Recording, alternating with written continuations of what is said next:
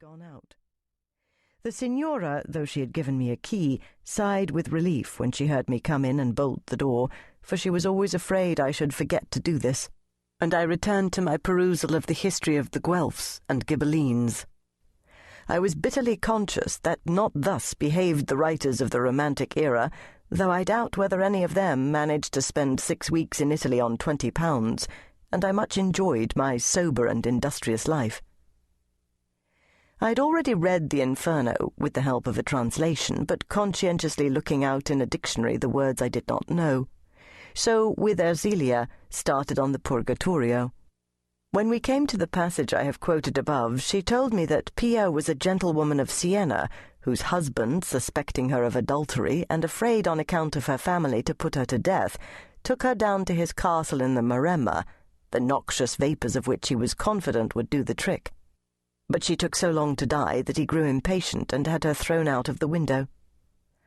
I do not know where Ersilia learnt all this. The note in my own Dante was less circumstantial, but the story for some reason caught my imagination. I turned it over in my mind, and for many years from time to time would brood over it for 2 or 3 days.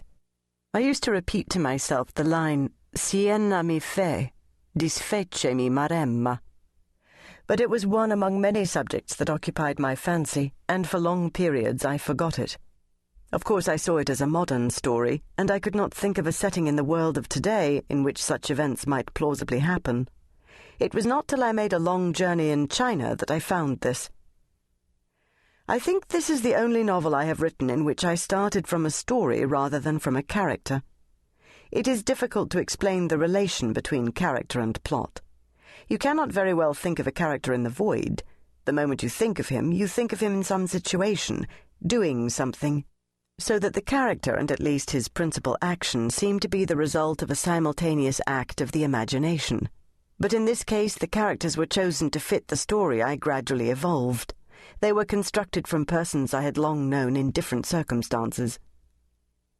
I had with this book some of the difficulties that are apt to befall an author. I had originally called my hero and heroine Lane, a common enough name, but it appeared that there were people of that name in Hong Kong. They brought an action, which the proprietors of the magazine in which my novel was serialized settled for £250, and I changed the name to Fane. Then the assistant colonial secretary, thinking himself libelled, threatened to institute proceedings. I was surprised, since in England we can put a Prime Minister on the stage, or use him as a character of a novel, an Archbishop of Canterbury or a Lord Chancellor, and the tenants of these exalted offices do not turn a hair. It seemed to me strange that the temporary occupant of so insignificant a post should think himself aimed at, but in order to save trouble, I changed Hong Kong to an imaginary colony of Ching Yen. Note: Ching Yen has now been replaced by Hong Kong. End note. The book had already been published when the incident arose and was recalled.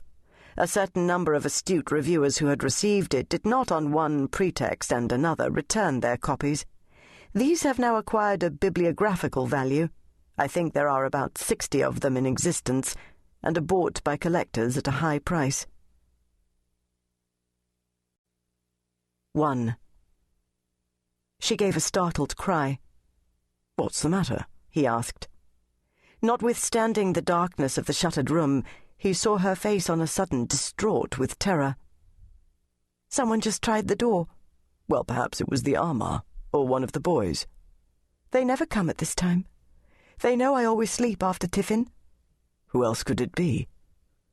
"Walter," she whispered, her lips trembling. She pointed to his shoes.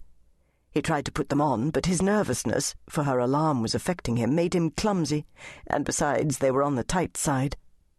With a faint gasp of impatience she gave him a shoehorn.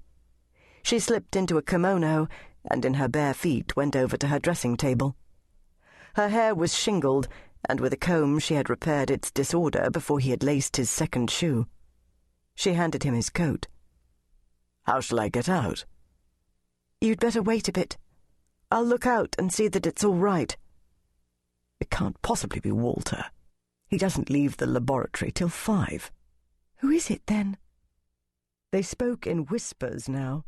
She was quaking.